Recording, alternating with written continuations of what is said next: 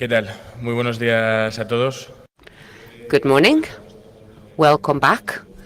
And after preparing all the technical part of the coming presentation, we're ready to welcome you to our new edition of CyberCamp 2018.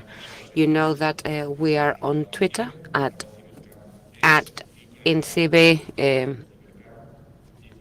CyberCamp 2018 and also with our hashtag, 18 only, not 2018. And let me introduce you now to Raúl Sánchez, co-founder of Elephant Hacking. He's here to tell us about security in a connected world. I'm sure we will all thoroughly enjoy it, and we will welcome him with a warm round of applause. Thank you very much. Buenos días a todos. Welcome. Good morning, everyone, and apologies for the slight technical hiccup. Let's start with a little bit of imagination. Can you imagine if we could get into our car without even having a key? Can you imagine if we could drive on the motorway and we don't need to stop and pay? Can you imagine if we could go home and open the door without the need for a key? Can you imagine if we could travel and use public transport without having to physically pay? So let's stop imagining now and let's see the demo of how this can all actually work. That's what we're going to be doing this morning. Although, a word of warning, we need to be ever so careful because we're going to be seeing different situations which are demonstrations. And is this reality? Well, later on you will tell me if it's just a figment of my imagination or if it's reality as it is. This is me, Raúl Sánchez. You can see up on the screen how I'm co-founder of a startup, Elephant Hacking. We haven't been up and running for a long time. I love noughts and ones and hardware analysis, reversing, but mostly I work with hardware. We work at very low level with assembler and C code, code writing on C. Then we also help people with higher level activities, but I mostly work with hardware hacking.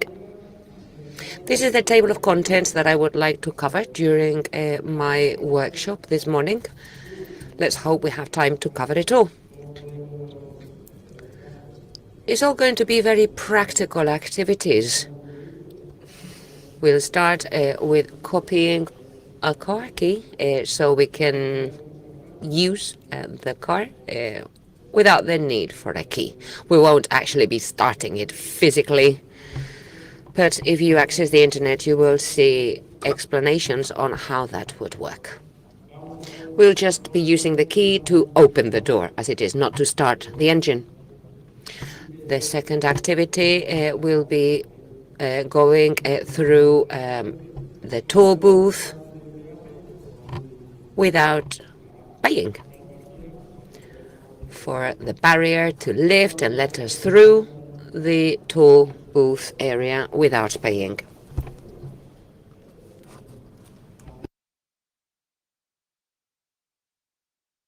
Then how to break into a house without having to break in, just opening the door without the alarms going off, because I don't think alarms are that safe these days, which is why I've prepared this presentation. Sometimes we're told alarm systems are ever so safe. Well, they're not. And you'll see how they're not. The next activity will have to do with hotels, how we could gain control to all the technical devices and possibilities at a hotel. Then we will see ISO 7816, the cards, how they work. And last but not least, we'll see how an NFC card for a public transport voucher or card can be used. A bus pass. And don't misunderstand me. I'm telling you how these cards, these bus passes can be copied, not for you to cheat, but for public transport operators to realize that their system is not that safe. Well, if they want to listen to us who tell them about this. And finally, we will have a nice cup of coffee without having to pay for it, getting coffee at a vending machine, because their systems, again, are not terribly safe. So, how did this all start? Why do I want to do this? I want us to think this is like a journey. I left home a few days ago to come to CyberCamp, staying in Malaga for a number of days. Staying at a hotel, and this is not imaginary, right? This is all real. For instance, when I tell you about the hotel card, it will be a real situation. So I left home. I came by car here to Malaga. I didn't steal the car, but I needed a key to open the car door. So again, is that a safe system? Well, we'll see. It's not. Again, to get here, I drove on the motorway. I had to pay for it. But I will show you how barriers can just let me through without having to pay. And because I'm very short of cash, then I thought, well, why not get into a house instead of staying at a hotel, get in, because nobody's in, and gaining access without a very well-known alarm brand stopping me from doing it. Then at the hotel, there's something that's called a master card or a master key that, again, gives access to all their systems. And we'll see how security at a hotel is not as foolproof as we might imagine. And you never know, right? If one of your guests is going to be a clever hacker, or some other guest might come into my room, do whatever he or she feels like doing it or thinks is fun to do. Again, the bus pass. Well, it's a nice idea, right? Having a little tour around Malaga on the bus, catching different buses, and using a bus pass that is not real. The machine lets you through, it clicks quite normally. It's quite amazing. And then I just wanted to tell you that at the company we sometimes audit companies. And what I tend to do is launching Nexus first, and because it takes a little while for it all to work, I go for a little walk around the building, around the premises. I go with my gadgets, and I love anything that has to do with industrial equipment. For instance, lighting, domotic lighting control, or heating and air conditioning, if that works through domotics as well, and also vending machines. I've always liked checking and seeing how safe vending machines are, or how, not safe, sorry, how secure their system is, and trying to get a cup of coffee for free. Well, I'll be telling you how it can be done with the idea that hopefully, for instance, the vending machine manufacturers will listen to us and improve their systems. That's the idea. That's why I talk to companies and give them advice, although I must tell you, they rarely listen to the advice I give them. Why not? I guess because there are not many people who are sensitive to these issues, and or they think it's not going to be that harmful. So this is the tour, the little journey I propose to you here today for our workshop. I hope you enjoy the tour. Let's start with the car key. Where's my car key? I don't know what I've done with it. Well, I've got the key, believe me, but I can't see it now. I've got a remote control here as well, so just as well. This is a very simple attack. You just get a car key. Just see how simple it is. Practically anybody can do it as long as you have the correct equipment and systems. So how can you copy a car key? We first need to understand how the key works. All it does is, with an internal algorithm, it sends a unique code to the vehicle. You press your opening button and it sends this unique code to the car. And if it coincides with the individual encoded algorithm,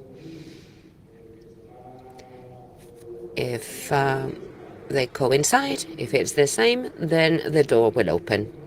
And if it doesn't, it won't. But car controls are peculiar because every time you press the button, it generates a code that's valid for that car. That code gets to the car and the door opens. That's the system. What can we do in this case? We would be very, very close to the remote control, quite close. So we then start to listen and sniff, and when somebody presses the button, the door will open. That's it. Sounds easy, right? Well, it is. But it's a little bit harder because the code is valid first time round and then it's invalidated.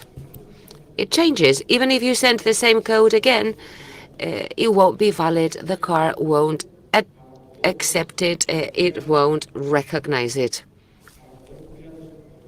How can we copy the code?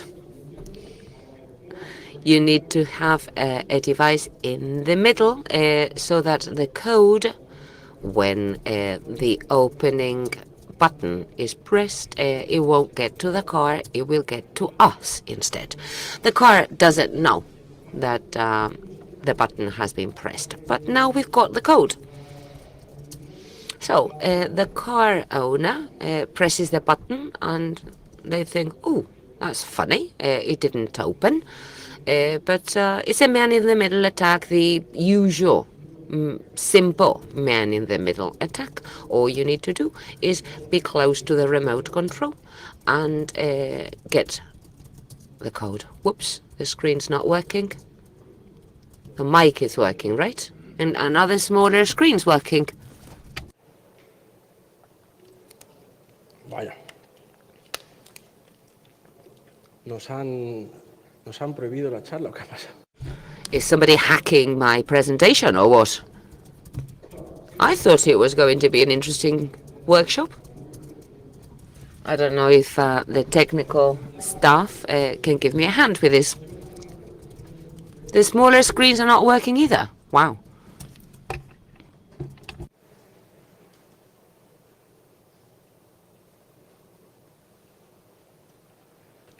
¿Es de mi salida?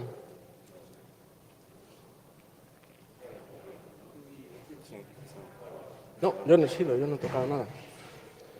Vale, bueno, como comentaba, lo que hay que hacer es ponerse muy cerca y concebir un código. So, as I said, a simple system. You stand close to the remote control. You get the valid code and the car doesn't. So the car doesn't know the code has been sent the first time round. It gets it second time round.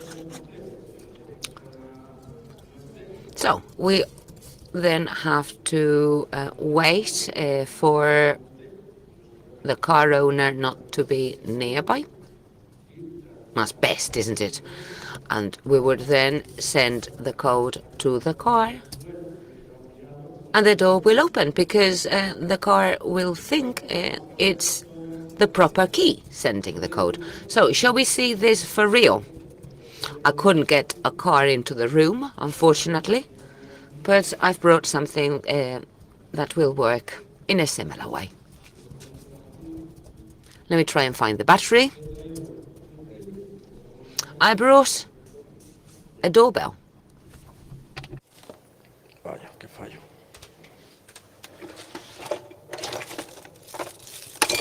Menos mal, está aquí. He traído un timbre para hacer esta práctica. Here's my doorbell for our clever practical example. A wireless doorbell that you can buy at any old Poundland shop. Can you hear? I press my remote control and the doorbell sounds. So let me change to the other screen now.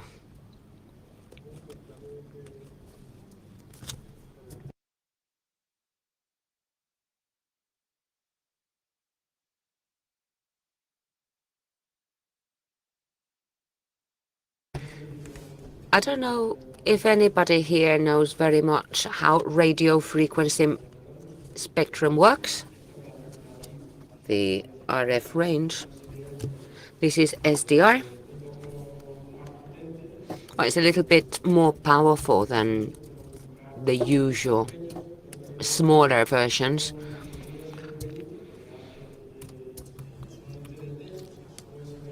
This is a TDT USB that has been modified so that, because TDT is UHF mode,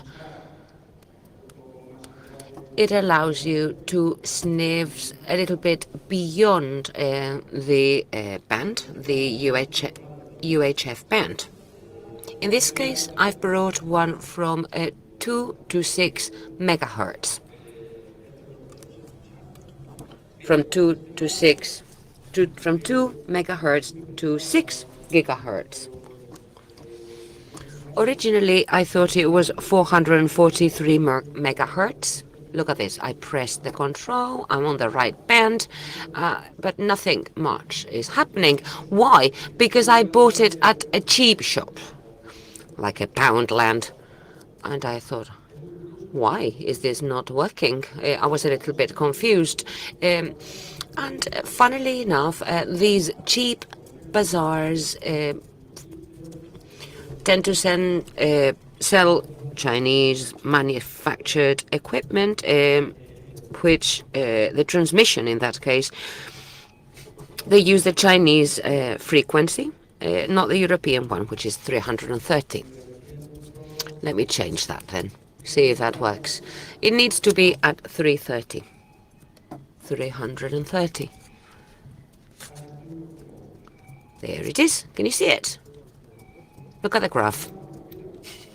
Oh dear, it's taking a little bit longer than it should. I hope the battery doesn't give up on me. Right, 336. You see? It's working. When I press the remote control, it's not very, very stable. I'm not going to say it again. Well, in fact, this cheap shop where I bought this remote control was run by a Chinese family, and I have nothing against China or the Chinese people, but they're not always very reliable. Why is this working? God knows. I mean, it might just be sheer luck. So we're lucky it's working. That's something. So it's at 332 now. Ooh, but it's quite fragile. It's not very stable. Right, it's round about 332 then. We've got that now. Oh, I forgot to explain this little program to you. How it works. What it does is sniffing on a number of different bands, because the electromagnetic range has different bands. We can then change the frequency thanks to this program, the modulation, a number of different things. But in this particular example, we don't care about that. We just need to copy and reproduce the signal. Let's do that then.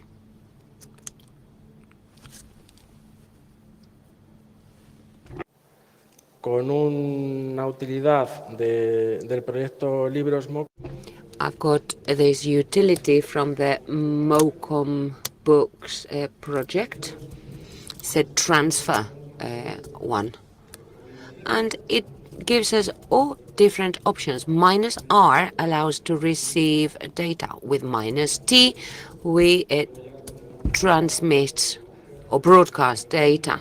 Then we can add modulation and gain, because, gain will be important because the battery is a bit low, with -F for frequency. So -R for receiving. That's what we'll do to start off with. I'm just going to check.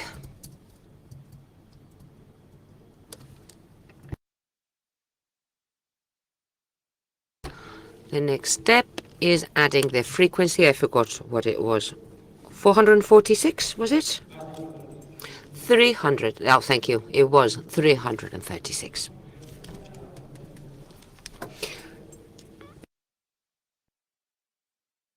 Sorry, I've got a rubbish memory. All I want to show you is how it can reproduce. You can copy. But this is not the most interesting step. Not yet. 333, was it? Point something. Is that the one? 333.35. Because it goes up and down, it varies. It's not very stable. Let's hope it works first time round. This is the command, -R for receiving data, you see. What it does, the program saves it on a route file.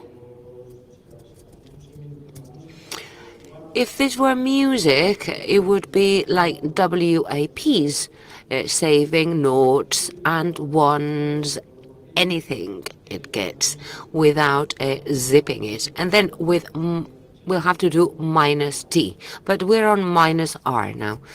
We now add the frequency, it's saving it. I now press the button, I stop, and if it works, the bell is here. You see, bell 1. How much does that take? It's got 90 megas. Yeah, that's the size. 90 megas in just 3 seconds. That's pretty good going. So without touching the control, I'm now going to try and broadcast the same signal. We go to hack RF. We look at the parameters. -T is for broadcasting. So that's the one. We press -T. We transfer the file, bell, and then we add the gain on dBs. What is that going to be? 20 dBs? 20 decibels? And if the frequency was correct, when I press, it will reproduce, it will play, it will ring. Does it? No, it doesn't. Why? Because the frequency varies, is not very stable. But if I get the exact right frequency, let me just try that again. here, right in the middle of the curve, so that I get the best average accurate frequency, 336.45. Now, you see, it's changed because it was 0.3 earlier on. Again, it's a very unstable frequency for this particular doorbell. So 336.45 we said. Let me try that again. 333. Right. So I save the bell and then I press play with 333.50 with a gain of 20 dBs. There you go. I didn't even have to press the button. I didn't cheat. The control is here and is ringing.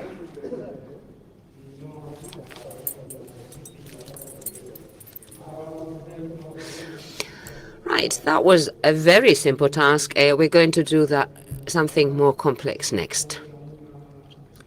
Basically, it's the same idea, but in this case, the frequency is going to be for a car. Let's hope it works. This is a remote control car, a little toy car. I'm going to leave it on the floor because otherwise I might drop it. I'm going to find the frequency for the accelerator, see the composition of the frequency so that we can then generate it from scratch without reproducing it as we did earlier, but rather through modulation of the signal coming out of the control, modulated with the frequency transmitter. That's what we'll try and do next. I don't know if you're familiar with the Osmocom project. It's called Pen Source GNU Radio. GNU Radio, sorry.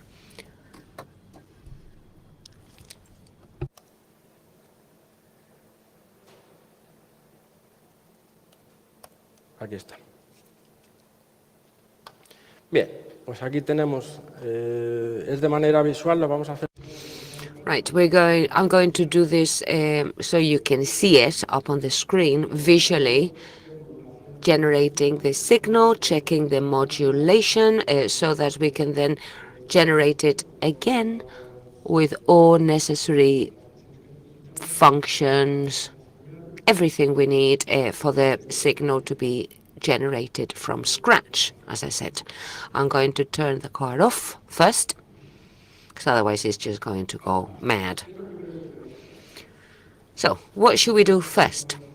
Are you familiar with radio frequency, with all the details? It's not that complex. Well, it is a little bit at the beginning until you understand everything that has to do with modulation. You understand how signals are made up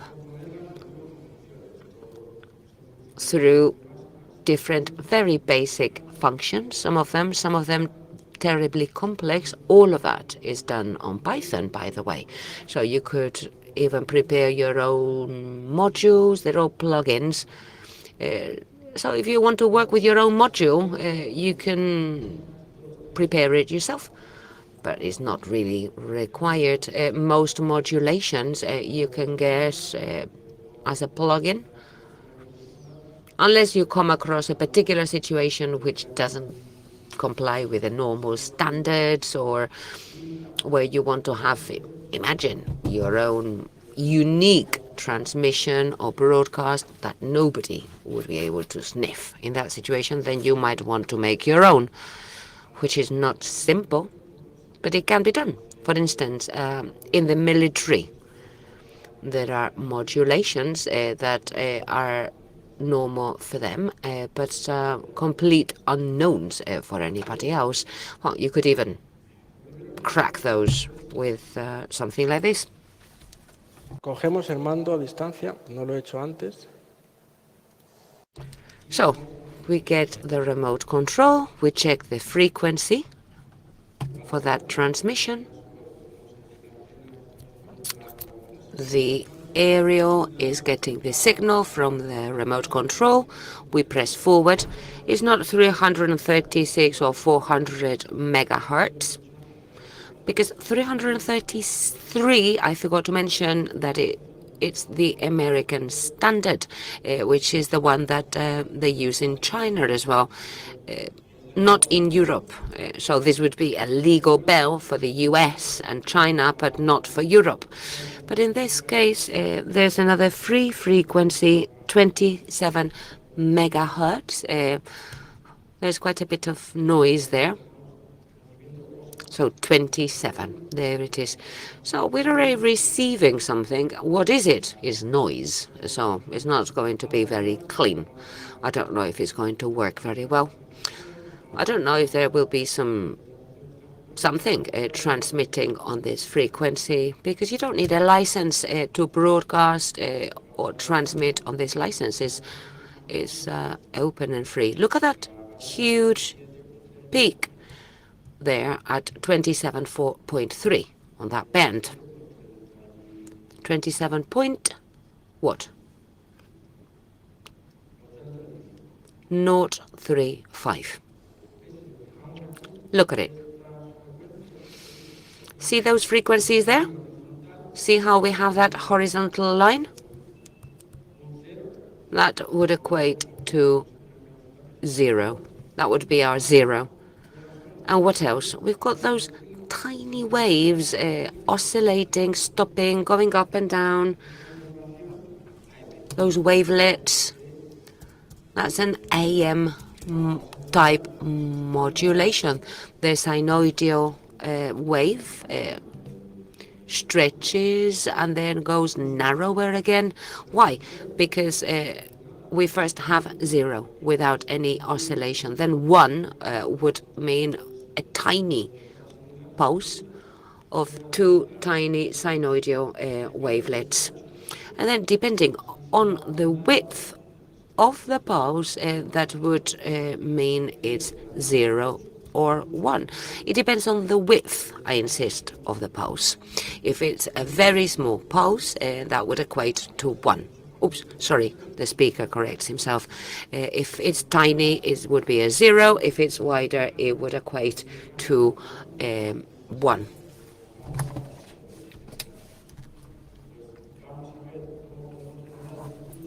So, how can we generate those larger and smaller pulses? So, we said 27.035. Don't let me forget that. I'm just going to write it down or type it here, because otherwise I'll forget.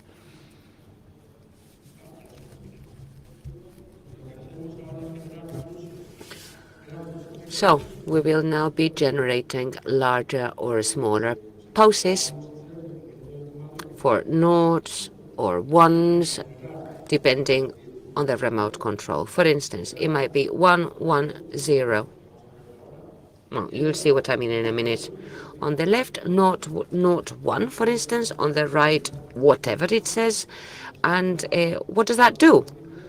Well, sending 4 different commands through an analog means, which is radio frequency.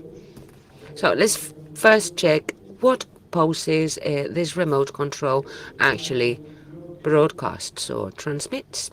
We first need to find the block Osmocom source.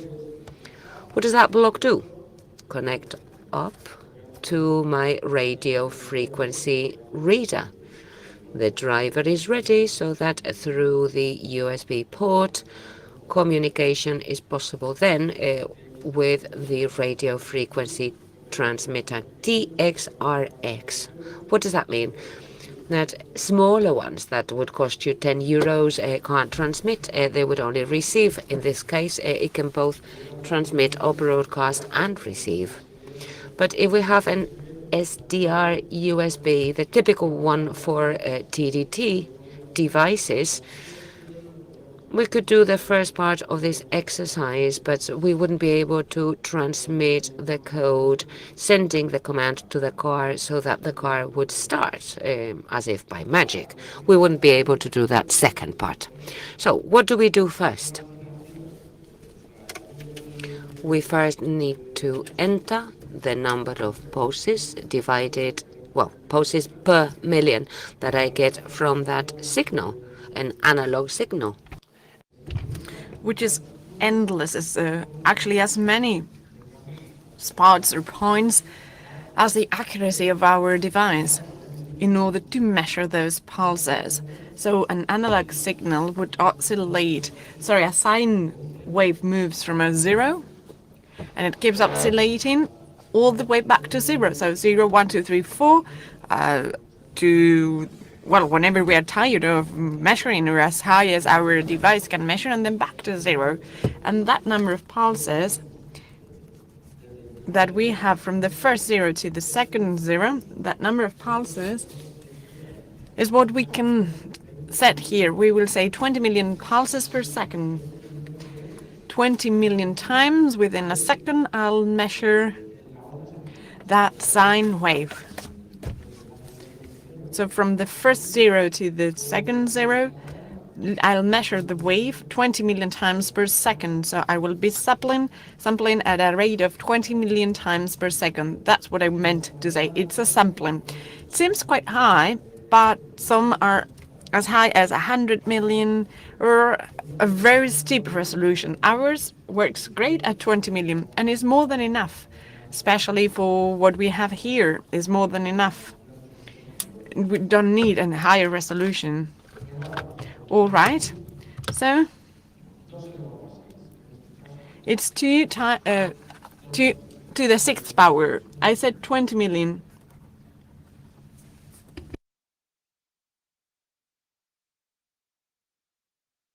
So we have a variable. Here we have this central frequency. That's our frequency. That's a variable, which we would name central frequency. That's the reference for our remote that we will be recording or saving. This is 273.56.98. I copy that. So it's better than learning it by heart, so we better copy paste it. So it's 27 megahertz. So 27 million, 1, 2, 3, 1, 2, 3. So 27 million 098. That's the central frequency. That's what will be written, not writing, but written. What will be sent by this remote. So what we do next is try and find the module here. This is FFT tester. And it shows right away what is being read by our reader, RF reader. It shows on the screen as it is where our oscilloscope, and it shows us a graph that's been sampled. And that's what's important here. And we all need to understand that it's 2 million. As I said before, resolution is 2 million pulses, samples per second. So in a minute, and we will see it moving fast, but at least we can see it. We can even freeze it to see how it is transmitting, and we'll see that as well. What we do here with this module is a spectral analysis. So we look into the range or the spectrum in the frequency we've stated, which is 27 megahertz, to see our remote. All right. As I said before, we need a reference frequency, which we've said is center. All right.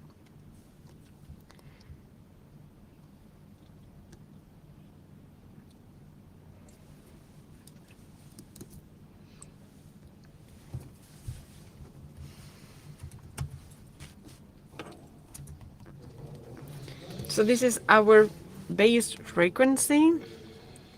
Our sample frequency already done it, so that's it. So we take our input, that is RF, and this is our spectral analyzer. And just like that, so if we press play Oh, I saved it.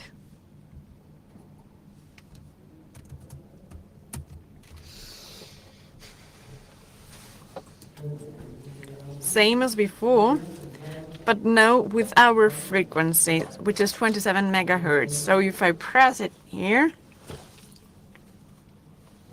oh, all right. So you cannot see. Did I get the right one? Yeah, I did. So 27,035,698. All right. Just like that. That's the frequency as it moves.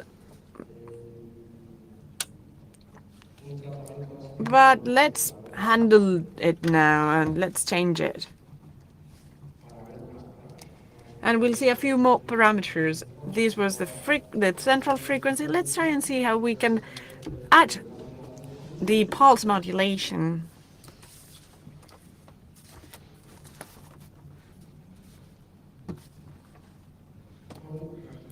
Using our own module, here it is.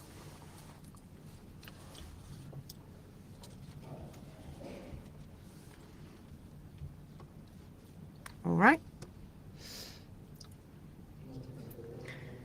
This is our sampling frequency. So what we do is plug this onto this or link this to, and we have some extra information. So we have both in parallel. So this is an output here, and right here we have the output underneath.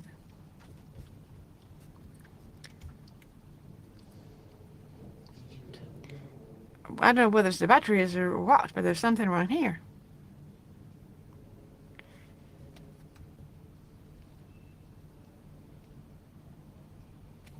Oops.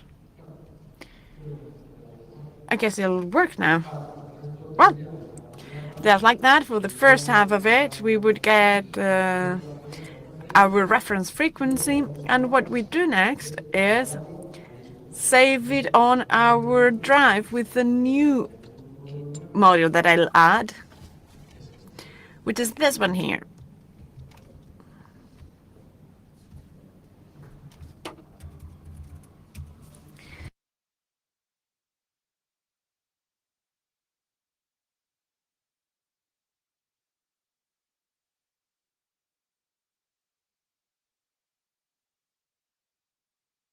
So let's name it, I don't know, remote speed up.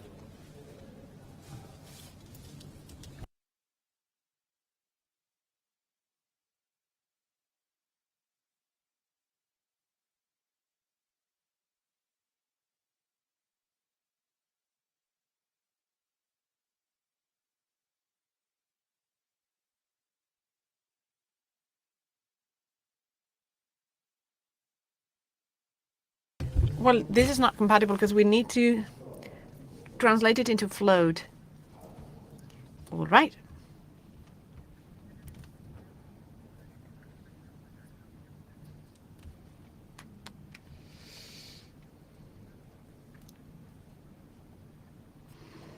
Okay.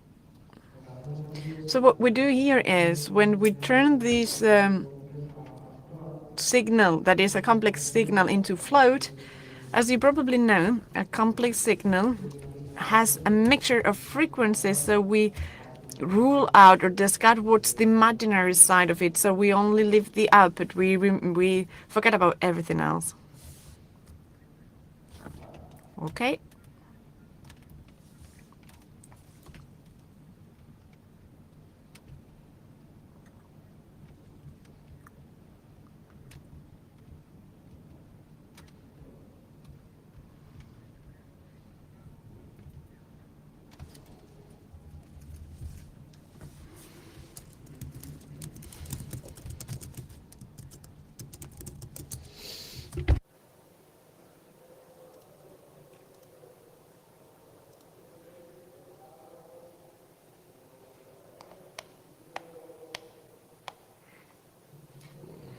Mal va la cosa, que no recibe.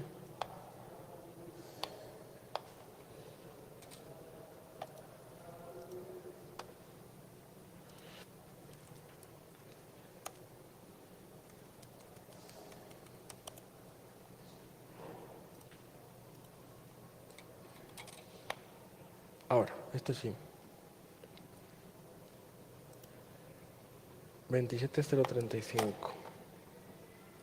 Sí es lo que hemos puesto, yo creo. Yeah, that's what we had written, right? 2735. 27035. Well, it does work. Oh, again, we forgot about that.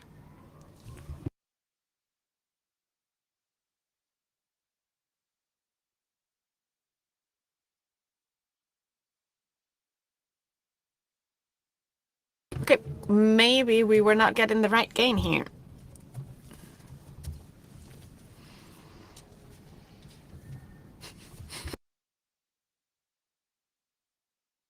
No, it's not working.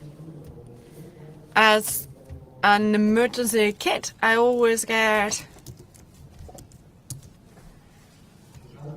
So when I recorded it, when I saved it, that was yesterday that I was checking it out. The frequency was 27314. I don't know what the difference might be. Let's try the one that I saved yesterday and see if it works. Oh, it does work. 27314. So let's use the one that I recorded yesterday, because for whatever the reason... All right. So here what we have is, well, you can see it now, can't you? So here, we have the wave coming in, but we'll see what kind of a wave it is.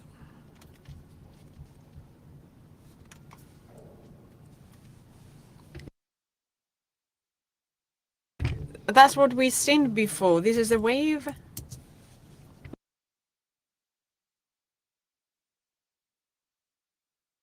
So what's here? This is interesting.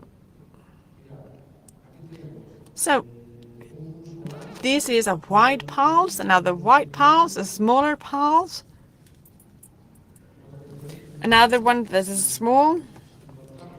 So if we think that the white pulse is the first one, which is a sync by the AM modulation that we're seeing, so this is the white pulse, it is 1, 2, 3, and this is the fourth one. So we have 4 as a synchronism, and then the smaller ones that are narrower ones, 1, 2, 3, 4, 5, 6. Well, not all of them, but at least 10. Because I've counted those before. Let's check it out.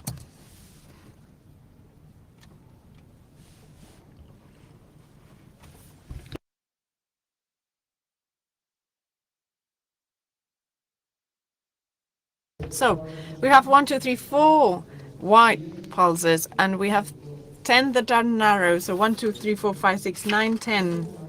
And that command, 4 white pulses and 10 narrow commands, that's the acceleration one. And let's use the break-in command so that you see it's different. So I press and stop. So these are all narrow. There's no wide pulse. So we have 10 narrow pulses, or as many as we want to send. We can have one and a loop, or we want this one to be narrow because break-in has no synchronism frequency. So let's check the left side. Here are some of them. Left side we have 1, 2, 3, 4. Sorry, 3 that are white, and I don't know how many that are narrow. So here you see how we send the signal through an analog system, and this is digital. So this can be a white pulse, and we as a reference take a 1, and for a narrow pulse a 0. Just came up with a code, and here it will be 1, 1, 1, 1, 1, 0, 0, 0, and that's the number of narrow pulses that we have. So what about the right side? And that way we see the whole, all of the commands there. So right side would be 1, 2, 3, 4, and a number of narrow pulses. That's the left one. We try to focus on accelerate because maybe on the right side it will crack, so accelerating. So let's go through it again and let's repeat the test again. Stop. 1, 2, 3, 4, that's for accelerating, and then 1, 2, 3, 4, 5, 6, 7, 8, 9, 10 narrow pulses. So 4 and 3. So we closed it. So what do we do next? Now that we've seen how it is sending. So save it on the drive, save it on a WAP system, and I'll explain how we can edit it. So let's name it. Let's save it here, for example.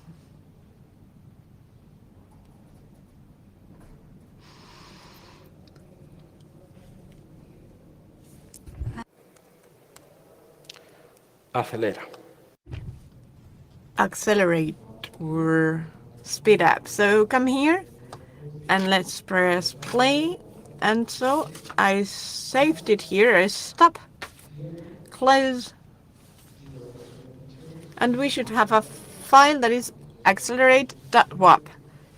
So we open it with an editor. So see, we're using here a music editor, Audacity. Have you heard of it? Which is a music editor where we can mix and cut and process the music files. Why do we use this? That is actually a music processing app. Well, it works as a song. So what we are recording is just samples. The songs, as you know, is so WAP is 24 to 100. So we've saved a 2 million. So it's just the same processing as with the music file. If we keep increasing it, what do we find? It looks like what we've just seen, right? 1, 2, 3, 4 white pulses, and 1, 2, 3 up to 10 narrow pulses, and this is repeated through time.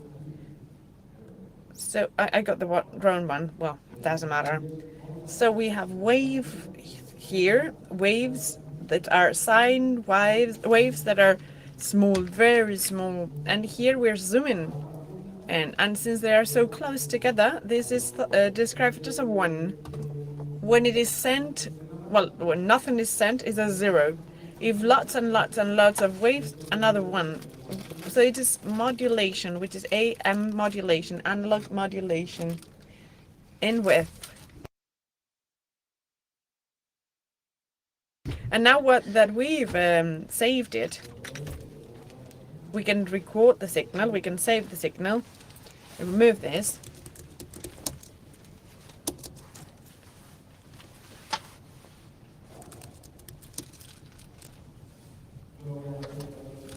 I will not do it from scratch because it would take us a little while and we would be short of time. But same as before, this is the output from our remote, and same as before from the input of our remote all the way to the output, which here is same device. So we're bridging from the input to the output from our SDR there.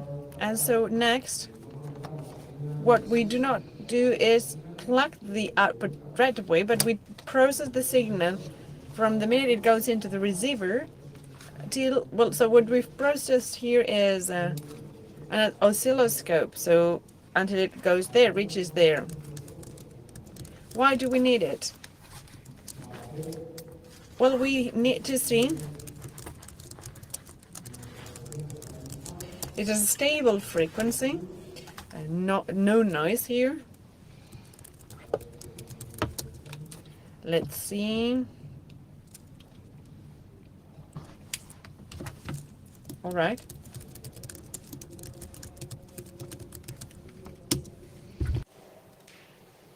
Ahí está. Vale, tenemos nuestra frecuencia estabilizada y cuando doy al mando. So No, it's stable. I press. Something's going on.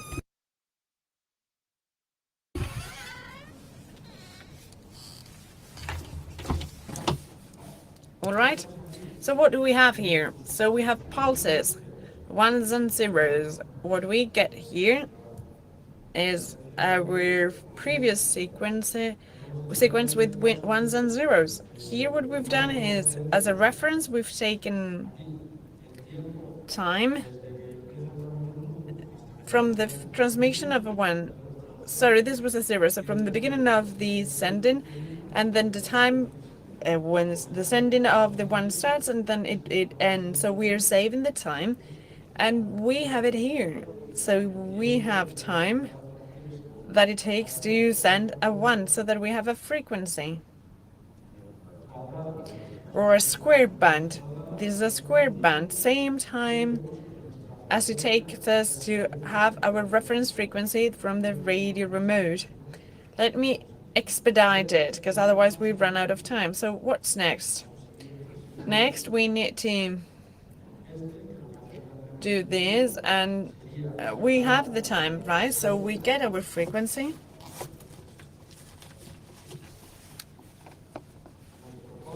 Our code. 1, 1, 1, 1. So 4 ones and 10 zeros. So that's the code we get. So we add a vector. Let's magnify it so that I can see it. This is our vector, and so what we do next is, so there's a previous frequency.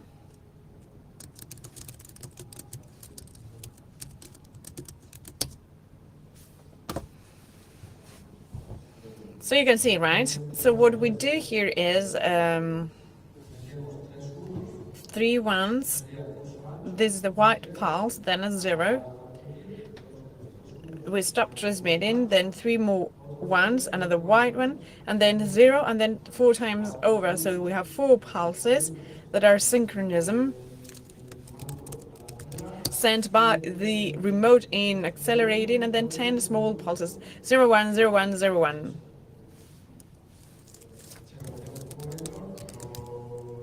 That's a vector. We combine it with a sine signal as a reference that we've produced, which is just a regular sine wave as a reference, and then we combine it with a vector, and we got it here on screen. So this is what's been recorded or saved on the drive.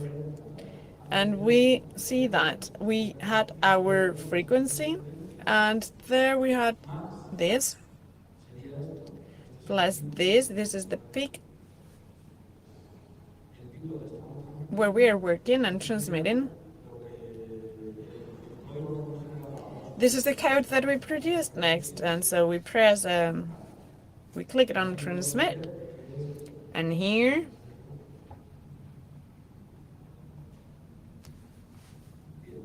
all right. So what's here? So this is the signal produced by ourselves without touching the remote. This has been produced by ourselves with the vector that we added. It's ones and zeros. And so what do you have there? There is no noise, right? Why is there no noise? Because it's being produced by our SDR and it's not going on air. It is just inside our generator. It's not out on the air. So we are producing 4 wide and 10 narrow pulses. So that goes on air. First, let's save it on the disk, on the drive, and we test the signal.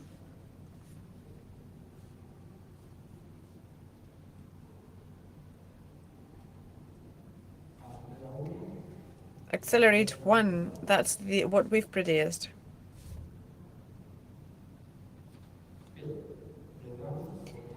Press, cut, and then on the drive.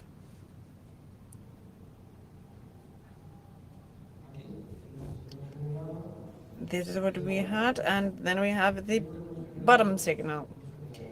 So we want 1, 2, 3, 4 wide pulses and 10 that are narrow, similar to what we had before. So if we start cutting, I don't know how many seconds. So if we cut this somewhere around here,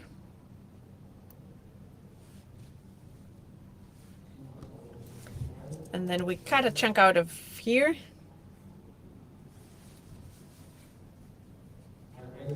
there you see that the source signal, original signal, looks very much like what we've just done. We see the times are matched, and with it, there's no noise. As I said, everything you can see here, with every pulse is noise in the air which cannot be avoided. What we have, we produced ourselves, so it is clear. So what do we do next? We have this with our SDR up on the air. All right. Same here, but we just get the signal, and what we're doing is we're sending on air. And I think now, yes, it should start.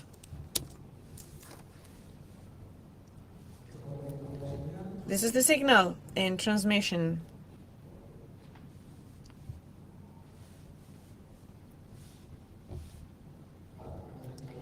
So we see that, and if we come closer,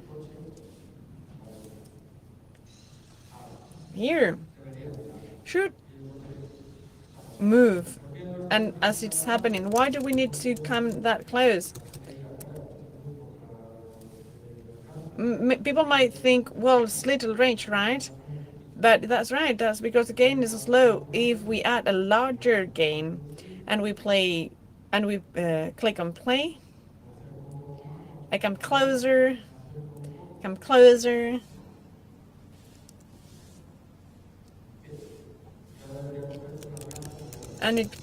the range should be increased, and with gain it goes up. This depends on the antenna and everything. 120. So I figured now it'll go further.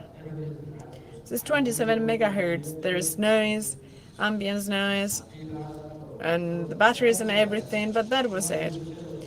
From 0 we can produce, I think it's enough. We're past our playing age, but from 0, using Genius Radio, we've produced a signal. Here you have it, that was zeros and ones, that we got from this remote, and so that's what I wanted you to understand. It understands the signal and sends zeros and ones as a specific command for these.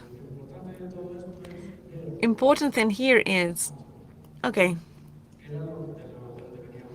this is where we were coming from. So we got a signal from any given card, and we've transmitted it, and we've opened it. We copy-pasted it, so we've copied it and reproduced it. It is a simple attack, a play attack, and so we've produced our own signal with our own command. What for? In case we have that sequence of the vehicle. We know how the codes are produced, and we can have a code generator, and so there's no need to come that close to capture the signal from someone. No need to be there. We have a signal generator, and we stay next to it, and it's as simple as that. That's what I wanted you to understand. How can this be avoided? That's what this is all about. How? No way to circumvent it, avoid it, prevent it, no way whatsoever. Only thing is, when we press the remote and it's not opening, we need to move away because someone just copied our signal. If it's a shopping center and we leave the car there, when we come back, maybe we don't have our stuff in there. It cannot be avoided. Cannot be avoided. It needs to come from the manufacturer. The manufacturer needs to add an extra coating or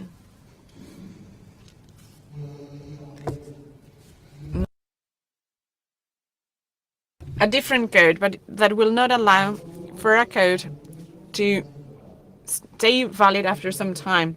This is up to the manufacturer. So let's skip on.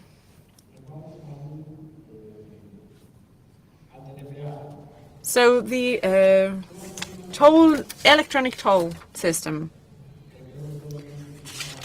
How does it work? I guess we've all used the electronic road toll system. An electronic toll, they're all the same. I've never seen anyone that is different, standardized. It's usually an RFID tag. This one is semi-active. What does it mean? I don't know if you know about passive tags, but it would be a chip with an antenna, no battery whatsoever, but the radio frequency itself, there's an antenna sending on that radio frequency, and there, with the electromagnetic waves it sends, manages to activate the chip, and the chip in turn, with the radio frequency it received, can have a single identifier sent to the antenna, to the transmitter. That's a passive tag. What does a semi-active or semi-passive tag do? Depends on what we want to call it and how we want to use it. It doesn't wait. So there's a battery, and no need to, since the signal coming in is very weak, it doesn't need to use the radio frequency from what's been received, but itself, it's using the received radio frequency from the antenna to say to the battery, okay, turn on and feed me so that I can send my signal and my ID. What does the semi-active tag do? It doesn't use the energy that receives to transmit, but rather to activate the battery and then transmit the ID at a longer distance. For instance, with 2.4 gigahertz, we would be able to transmit on a range of 300 meters. That's what we need. Whereas in the longer tags, the shorter tags, it would be 11 meters. There are different distances depending on the frequency that we're using for transmitting. In this case, for electronic road toll systems, they're semi-active and they transmit at 2.4. So when we go through the toll booth, what do we see? There is an antenna, an aerial, transmitting a signal to our tag in our car, and then our tag system transmits the client ID that we've been allocated, and what the server gets in the road toll system is an ID of who is going through the booth, so that we can then be charged every month. So what needs to happen for the barrier to lift without having to pay for it? It's ever so peculiar, and it's fun. I find it fun. I just have fun with it. What did I prepare here? Well, it's an antenna, an aerial in a car. Here is the picture, and this is a real-life situation where the system is ready and working in the car. The aerial is simulating like it's the one in the road toll system, as if it were the server. So we're driving normally, And we're capturing all the IDs of all vehicles that have the rotor system, electronic rotor system working. Let's imagine that we capture 30 of them. Well, the idea is that we can take it in turns, use different IDs on different days, so that different people will find there's an extra charge at the end of the month. Will they notice? Well, we don't know, do we? Am I encouraging you to do this in real life? I'm not. And how can this be avoided? Well, how can we stop this capture from happening? Well, by having a Faraday box protecting us. In this case, yes, as I said, it's only a Faraday box protecting the system in our car to make sure that nobody is nasty. We're not nasty, right? But there might be nasty people there, cheeky people who will use the motorway for free and will be paying for it. We don't do that because we're nice. So let's check what a tag system needs to work. And as I said, this is not a hypothetical situation. I did this in real life. You will see in a minute. This is what it looks like. All these numbers, different digits, and it comes by default this long list of digits for the tag.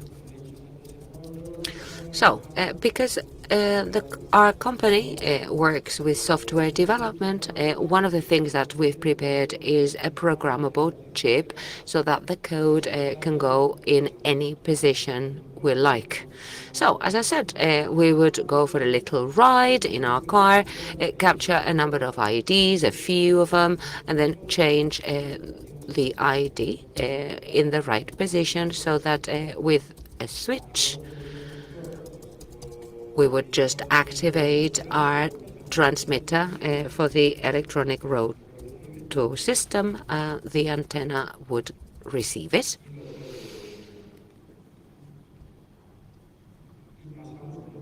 And we would go through as if we were somebody else, some other car. When we go through the toll booth, the system would be activated and the area would think that, as I said, we're driving some other car. That's the way to use the motorway for free, pretending we're somebody else. How can you avoid that? Well, by isolating it with the Faraday box. The cage, sorry, Faraday cage. Right, I'm running out of time, so let's keep moving. Let's now check how alarm systems work at home. I bought an alarm from one of these Poundlands, our old Chinese run shop. They tend to be not great, but still. I bought a well-known brand. I got the code from the alarm system when you arm and disarm the alarm. This is a very basic capture technique on FM because it's a very simple system. It has to be something cheap. What we saw, for instance, in the remote control toy car, that was more of a simple system. In the case of the residential alarm, is a little bit more complex. So let's see how we can crack that code and we can cheat again. Well, it's very similar technique. Here we have the client, in this case, the homeowner, who would activate the alarm when leaving home the alarm is activated, you arm it, you leave your home and you think it's safe. What would we do then? Well, we would be close by. We would then capture the code. The homeowner had to transmit to arm the alarm. And then we would also be nearby when the homeowner comes back home to capture the code to disarm or deactivate the alarm. Again, this was a well-known brand for this alarm system. And in fact, we found that the code is identical both for arming and disarming. Can you imagine how terribly unsafe that is? Normally, car alarms are safer, I found, than alarms for homes. It's a little bit pathetic, right? Using the same code both for activating and deactivating the alarm. That's a message for my presentation. Never use wireless alarms. It's much better if they're wired, because with the wireless system, you have quite a high probability that the code will be less secure. So as I said, you would use the code and you would be able to gain access as if you were the homeowner. Let's see how it works. We're not going to be working with GNU radio in this case, the radio GNU.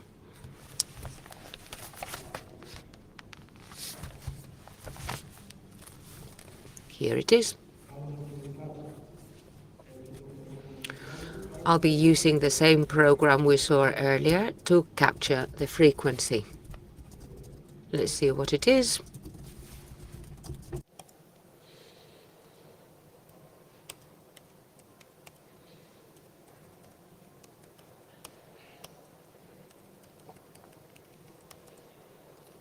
A ver. Sí, ahí tenemos el botón A. Here it is. Button A and button B. What are we doing now?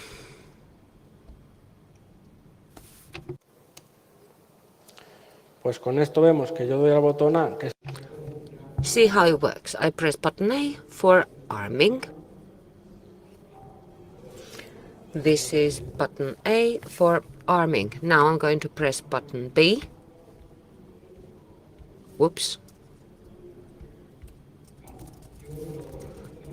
Here we have it. Button A, button B for arming and disarming. I just wanted you to see that. So let's check what frequency is the right one for transmission for this control. If it were a European frequency, it would be 443 megahertz. Well, that's an approximation. Let's press button A. There we have it. Let's double check what the exact frequency is. In this case, it's 434,997. I'm going to copy paste it. 432,997.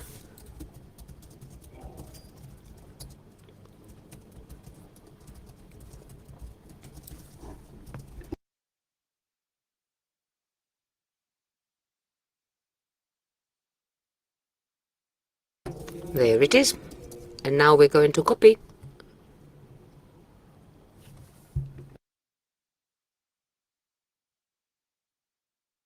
First thing we need to do is recording on the hard drive R button A. How do we need to do that? In this case, we need to be more accurate, more precise. We're transmitting on a different modulation, so we're going to be using the open source Osmocom project, which tends to work much better than the one I showed you earlier. Here it is, -F for the frequency, minus G for the gain, and minus R for recording. Good. Here it is. We need to do the sampler for 8 million. What do we need to enter now? Minus F for 32.997. Right. The frequency I got just now.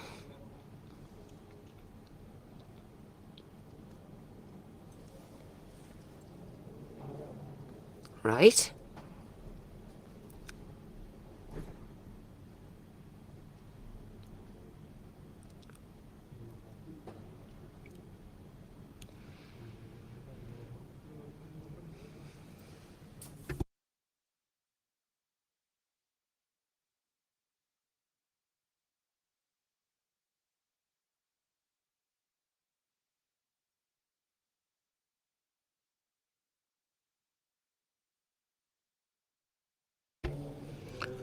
Good. This is similar to what we had earlier on. I need to press the button. And here, A433. Right. So I now need to name the file.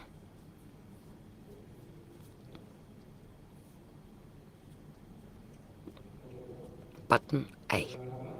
I press record. And I stop it. It's exactly the same as we saw earlier on. In this case, this command has worked how? We stood near the home, we pressed the record button, we waited for the homeowner to leave, and we have captured that as button A. Let's see what the file contains.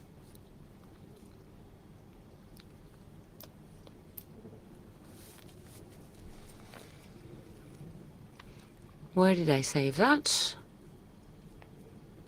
I think it was here. I hope you can see that. Can you see this here? The print is a little bit small.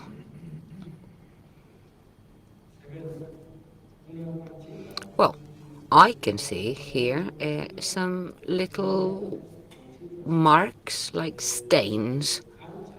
Some of them are wider, some of them are narrower. What does that mean? Well, as we said earlier, the narrower ones equate to 0, and the larger or wider ones are sine waves that would equate to 1. So that would equate to noughts and ones making up the code so that the control can transmit that code.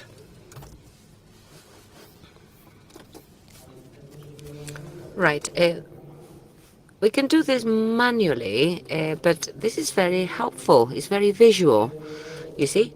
Nought, nought, 1, 1, nought, 1, nought, 1, and so on.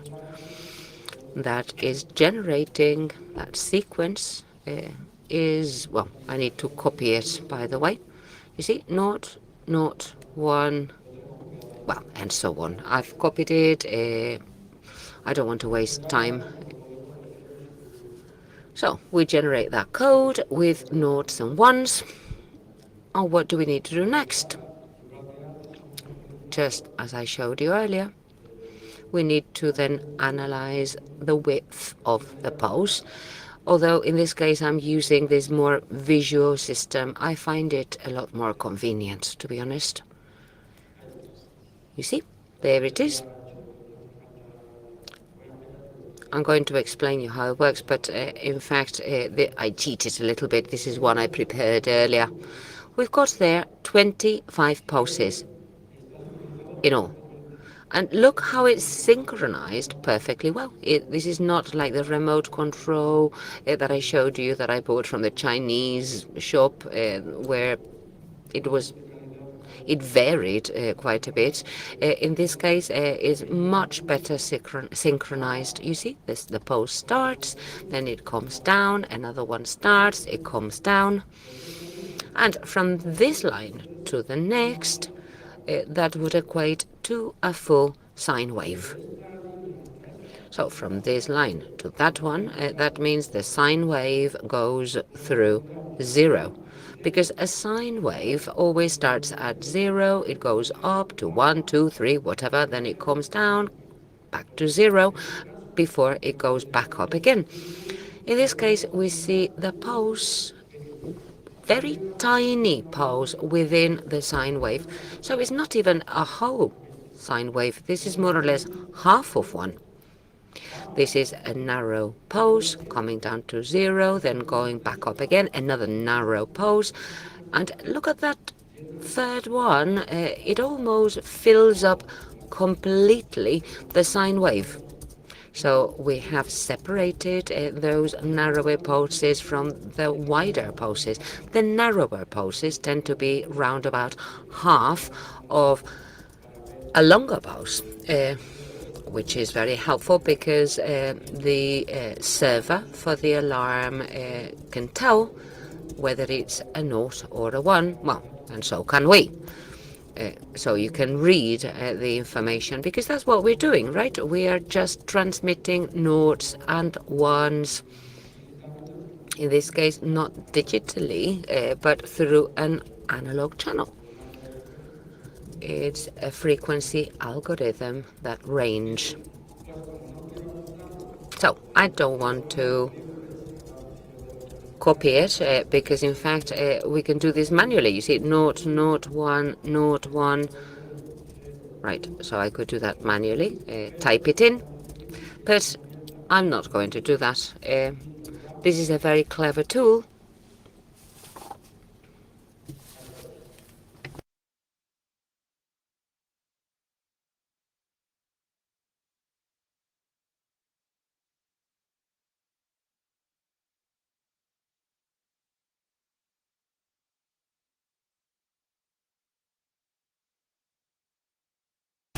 Here it is.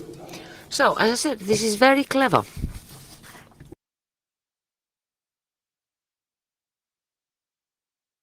Well, I'm saying it's clever. We'll have to wait and see if it works. I'm just going to enlarge. I want. Can you see that letter size from the back? Well, there we have it. We have that number. What does that say? Minus, minus, minus, minus all of those numbers. Minus 9, minus 9, minus 6, minus 6. What does that mean? That's width. Minus 6, well, sorry, a wide one, a wide pose, a narrow pose. That's what it's saying. Meaning this is a 0 or this is a 1. That's the message.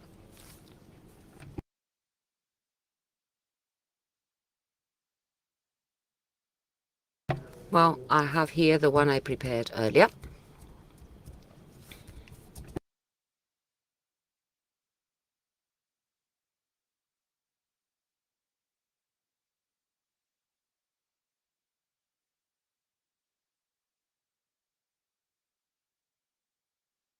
So, as I said, this is one I prepared earlier. So this is where I have the value for A. So I don't need to copy paste it. So again, as we did earlier, we've got it ready. Now what can we do with it?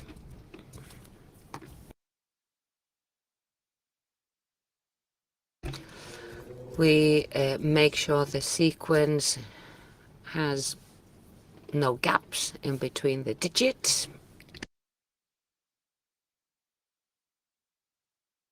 We copy that sequence then of digits.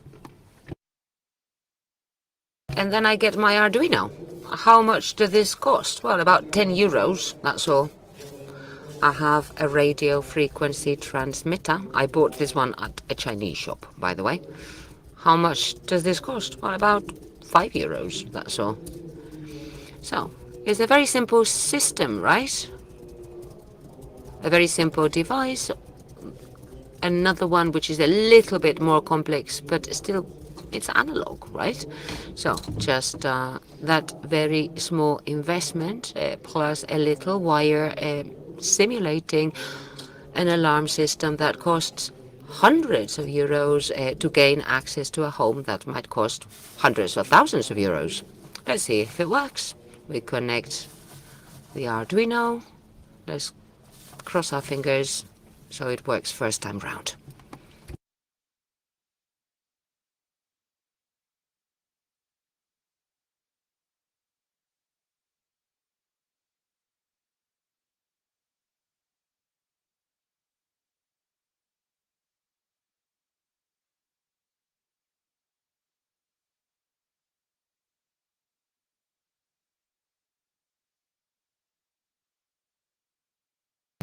The reason I wanted to show you this is that we have those two different ways to record a signal. The first exercise recorded the doorbell signal, saving it, recording it, and then reproducing it, playing it again without having the command. Then the remote control to a car. We started there from scratch, generated the signal from scratch with pulses, with modulation. Whereas this time I used a more visual tool, like so, getting then the code for the alarm, because we were standing nearby. We then modulated so we could see the code or codes to arm and disarm the alarm, and then we broadcast it, we transmit it thanks to the Arduino. So this is the code I copied. We now paste it for our magic Arduino to work. Let's hope when I press it works. So we program the Arduino with the disarm code. I don't know if you can hear it. I can. Oh, hang on, there's an error mode because there's another one here. I didn't get the right one.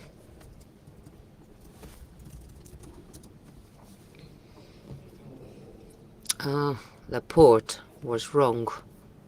This is the right one. So, for those of you at the back of the room, you won't hear it, but it's transmitting. I can hear it. Let me show you the demo now.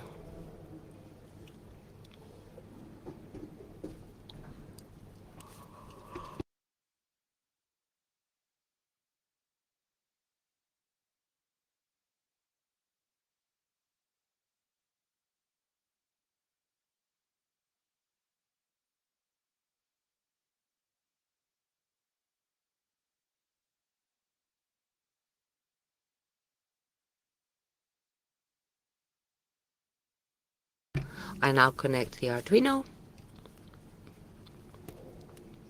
Oh dear, it's not working. I wonder what happened there.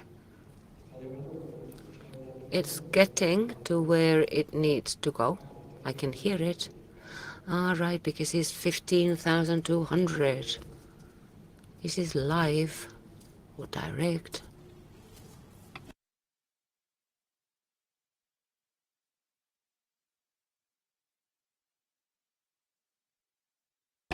USB, was it 0 here? 9600. Well, I'm just setting it because earlier on it was using the wrong port.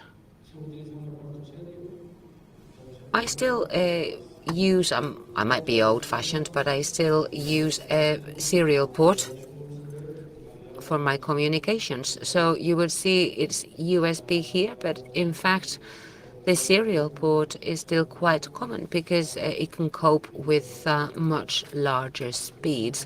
Call me nostalgic, but I communicate with my Arduino at 9600. That's what I'm like. Let's hope it works now. Oh dear, it doesn't.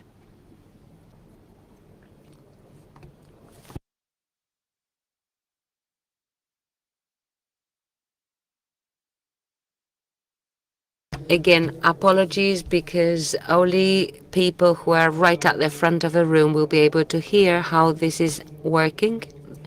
The relays are being activated. Here is not connecting up properly. No idea why. Apologies, but the helix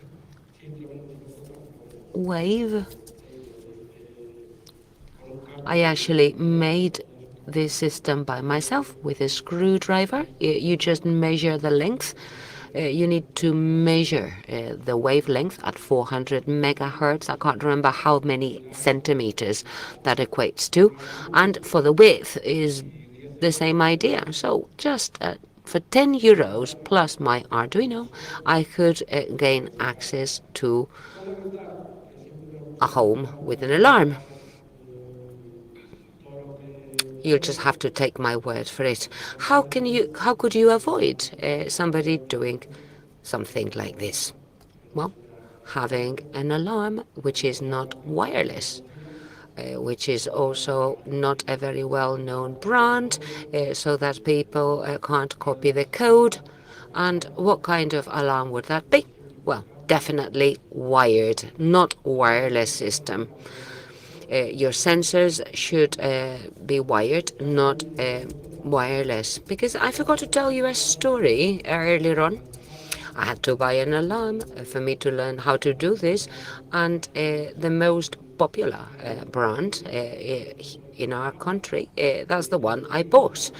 And I found that the communication between the sensors and the server, their main station, that communication is not safe. They say it is, but it's not. So apart from copying the remote control from the alarm, you can also actually cheat the system.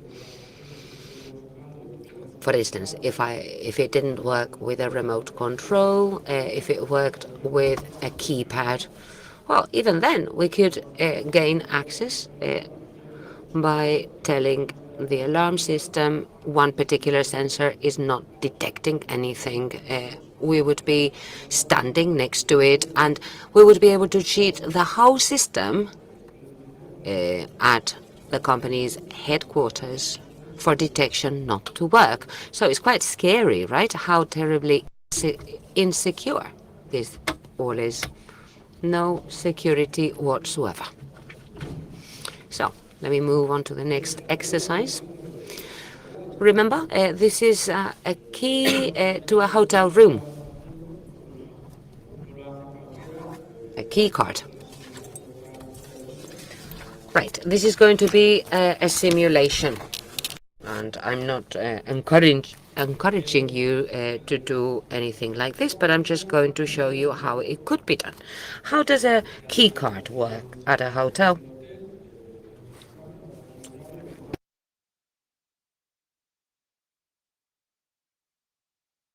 In this case, the card has a chip. Have you seen many hotels with a key like this? I haven't.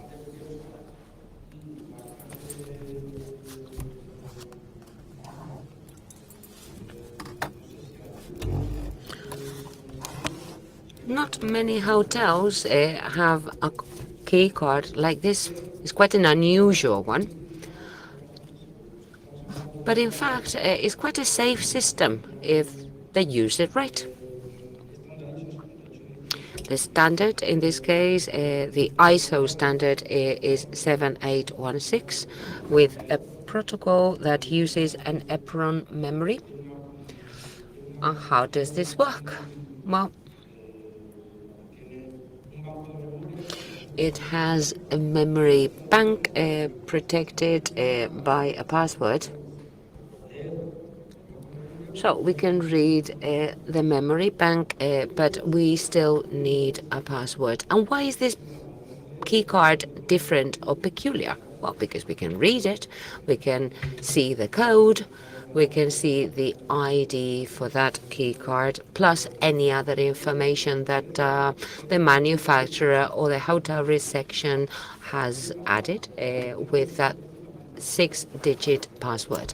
What happens is that when you enter your password wrong 3 times, the key card self-destroys. Imagine that. What does that mean? That there are fuses, physical fuses, so that when you enter the password wrong 3 times, there is a high voltage, like a surge, right? 5-6 volts, something like that, and the card is physically invalid because it burns, basically. So it's a very safe card, right? Can you imagine how hard it is for you to guess a 6-digit PIN number? I mean, you might get lucky one day. I've broken lots of cards like that. I ended up ruining them many, many times because it's very hard guessing a code like that. Poder So what did we come up with?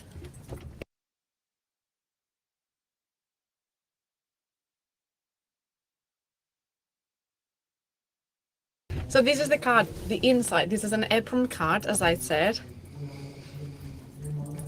It has a memory bank that is 1024 bytes. It's a small one. Some others are 2048, some others are 4096, depending on the one we want to buy. But in order to store a hotel room number, we don't need much information.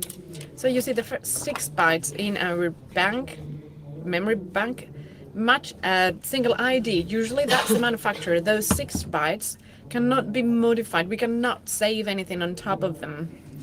On paper, every manufacturer would have 6 digits allocated. Same as with computers, there are some numbers from X number to Z number, and there's a serial production of cards and can only use those numbers allocated to them by the authority in charge of regulating it all. And we are allowed to write from the 6th byte onwards, so 06. 00 was the beginning, and from 07 onwards we can write as much as we want. But in order to write, we need a PIN number. We can read even the ID, no problem there, that we've allocated to the card, and we can just write if we know what the PIN number is. There's no other writing method. Only by knowing the PIN we'll be able to write. This is a real card from the hotel. No names given here, but, well, any given hotel. What was recorded in it? There was an ID, naturally as with any other card, and 3 bytes, only 3 bytes here. If you know how to translate hexadecimal to decimal system, it's quite simple and straightforward here. It was 00065, which would be room 101 in decimal system. So not too hard, right? Not even an error control or anything of the kind. No encryption, nothing. So directly it was 101. Why is that? Well, they know why. The ones who did it, they know that. They trusted the security and the protection given by the PIN number, that is a 6-digit, and also the self-destruction of the card. Technology is good. Yes, it's old. Yeah, very old. This is from the 90s, and I'll explain the story on how it all started and how I actually started looking into this protocol and this card. I'll explain the anecdote, but please let me finish what's inside. Room 102, just the same, hexadecimal to decimal. Just a simple conversion, but not too difficult, right?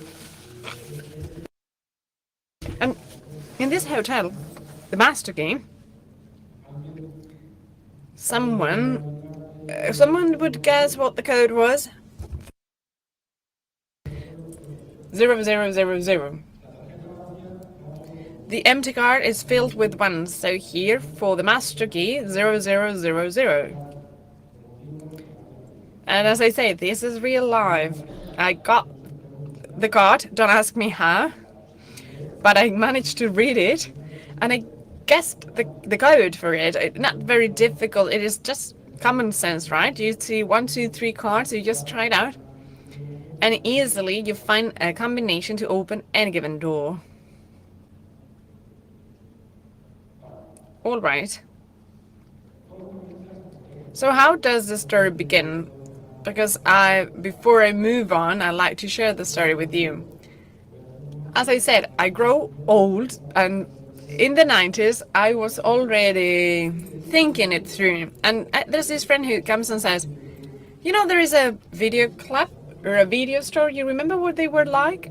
You don't know what a video store is, but I see young people in the audience. But in the past, we had a video shop or a video store. They would have a sticker with the barcodes, and they would read your barcode. That was your ID as a client, and they would charge you whatever. And you could rent anything. And then some 20 years ago, time flies, right? But they got up to date and started using a card just like this with a chip in it, same as I said before with the hotel. And a friend comes and says, there is this chip card at a video store. Well, now it's different. I will not. How can you not? Okay, you of course need to look into it. And sure, I just screw the card, and just 3 attempts and it was ruined. Was the real, no more written. 3 attempts. I looked into the protocol and the standard, and it is true. Philips, the one that came up with this kind of card, included self-destruction option. So asked for another card, got another one, and I said, okay, this one I need to keep it. It's been 2, and I don't 2 times, so not a 3rd time. So what did I come up with back in the day to guess the code? It took me some time, lots of time. Lots of working hours, but what did I invent? Well, what did I come up with? I decided to have a card. This one, okay, you cannot. Well, what did I do? A physical card. We don't have any. It's not a plastic card, but a physical card instead. Just one like that. I studied electronics for 5 years, in case you didn't know. Apart from computer science, I'm familiar with electronics. And I built a physical card for myself, just like this one. Same size, and the length was a bit larger, and I would get wires or threads, something like this. What would I do? I would plug the connector, the pins inside the machine. I would get them out to my card that I had built myself in order to weld some wires and see what the machine was reading. Physical card that you had to enter or swipe through the reader. And back then, well, laptops were nothing like today's. A wire to the car, and well, lots of inventions in between. But like that, I got to get the physical pins of the machine inside of a board that I produced myself, and I entered my original card into my machine. So what did I do? I put it right in between.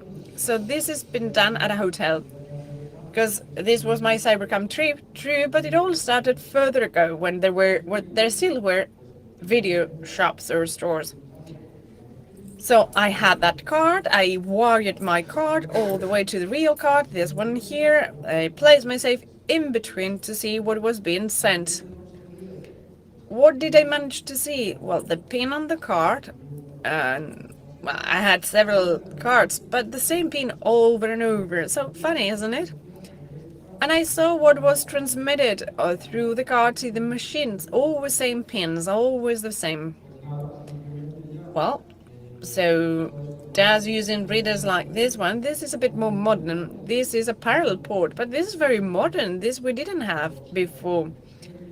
Then the serial port. If you remember back when we had the Via Digital and other readers that are used for this kind of readers, but this is from before that. Channel Plus. Well, I was familiar with the cards, but it comes from earlier than that. So what I did was get the PIN code out, which was unique, and all cards have a PIN code, so I could modify my card, which just had, see what the card had, not this one, this is the hotel's card, but it had an ID. The video store was using as a client ID and had the balance in the card in it.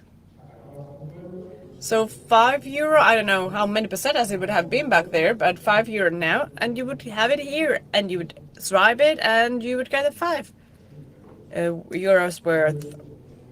And I got the PIN, and I managed to modify. I didn't bring the owner to Irina's estate, but at last I got to see some films for free. This is good, right? How can we prevent it? We need to know how to use the card. We cannot leave information unencrypted. Never, ever, ever. Card quite safe because it's self-destructive. Old technology, but very safe, but poorly used as the usual. That's what a hacker does.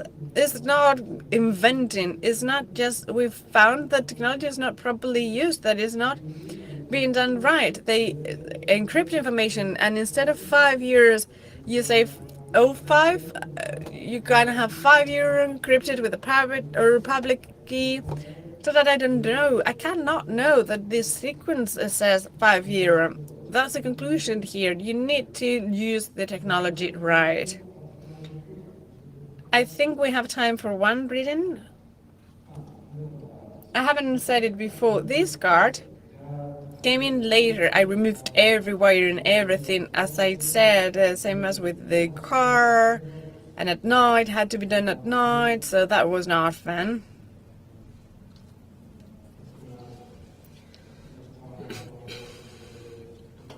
And the prison was nearby, so had to be careful. So this card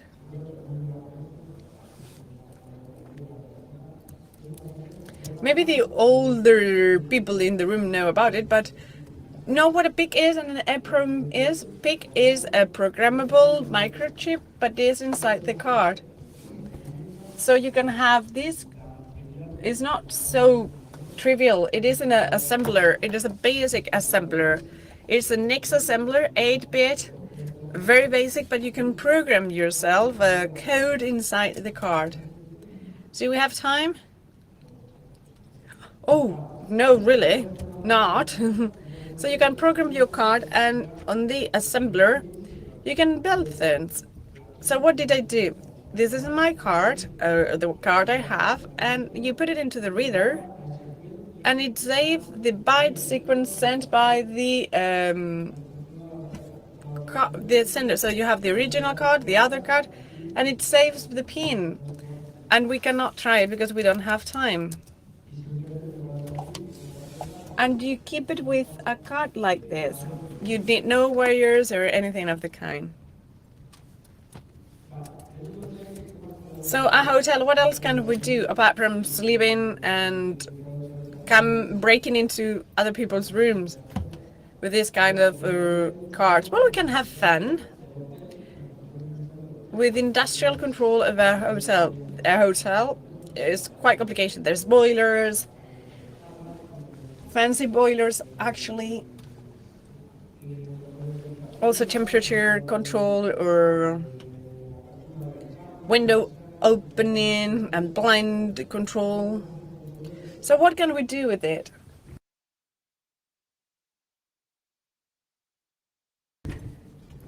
We have the bus protocol, which is high level, but underneath there is an RS485 communication control. We were talking about a different kind of RS before. Now this is a one. What's interesting about 485? Well, it sends the range is long distance. Here it sends through channel A, that's positive information, and channel B, same information but negative. So it sends 1 positive on channel A and a negative one on channel B. What is it good for?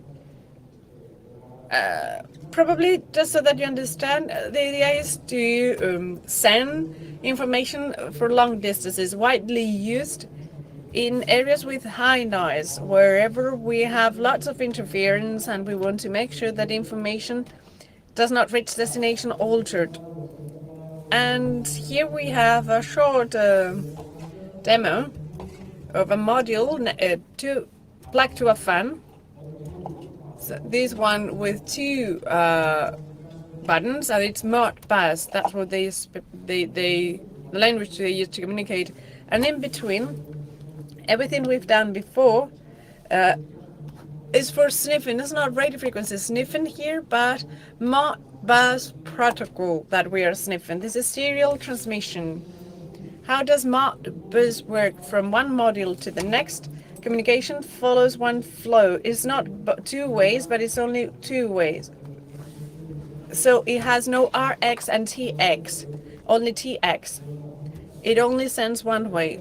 Reading RX is transmitted when it comes from the previous module. So information travels just one way, not two ways, but one way. We stay in between, or in the middle, and the bad guy here gets all the information sent by the button here. There's a command, so this is it. So recording, reading, this is the Modbus normal protocol. This is the button.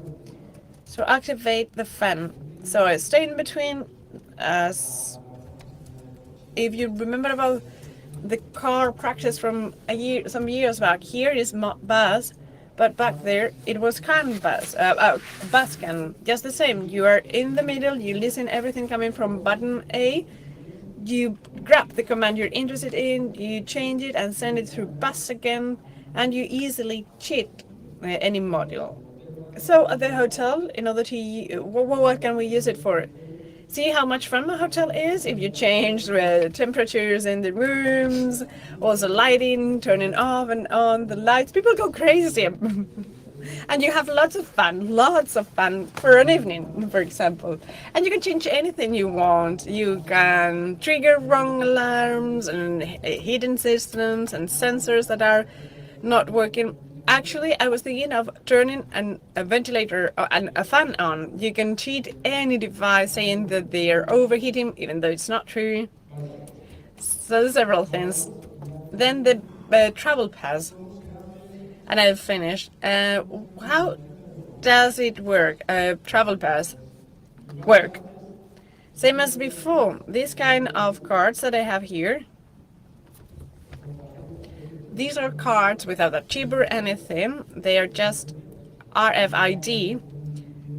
And they have an identifier, same as here is a single one. But the difference is, what's the difference? These ones are protected or secured with self-destruction, but not these, so it's unlimited attempts. As many commands as you want, probably you cannot see that. The memory database, same as here, this is 1024, this one as well. Which you can choose whatever you want, but the memory protection is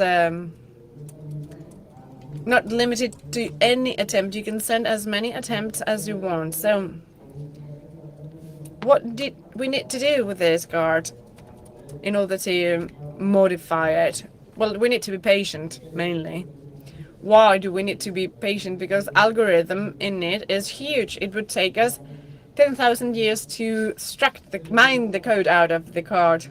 There are people who are very smart in this world, or with plenty of time, or, well, with lots of interest, and they've managed to X-ray the card. Some seen the chip inside, it's unprotected. Good manufacturers would protect the chip with kind of a putty so that you cannot X-ray it. And it's interesting. And it is unprotected, and you could see it from the inside. And they found a way to not to send so many attempts, and that way they would get the number So that is the key, the recording key, the writing key out of it. So down from 10,000 years, that is 2 to the power of 14, down to 1 hour. And within an hour, we can change any given card and move around for free, ride in a bus or the metro or anything. It's a pity because, again, we would need an extra hour here and we cannot show it. Vending machine, same as before, same card, but instead of NFC is RFID. Well, the vending machines are not nicely done, manufactured. It's easy to see. Okay, I'm not a fan of vending machines. How does it work? Same as before, but what do? We use a reader, I don't know what it is, but same reading as before, and through brute force, well, we brute force it, and it doesn't take that long. And sorry, we're out of time, but that's what I had to share. Thank you very much. I hope you enjoyed it.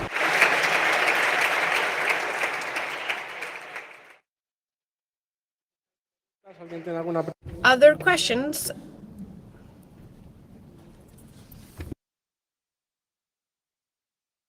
No question? So everything is clear then. Thank you very much for your attendance.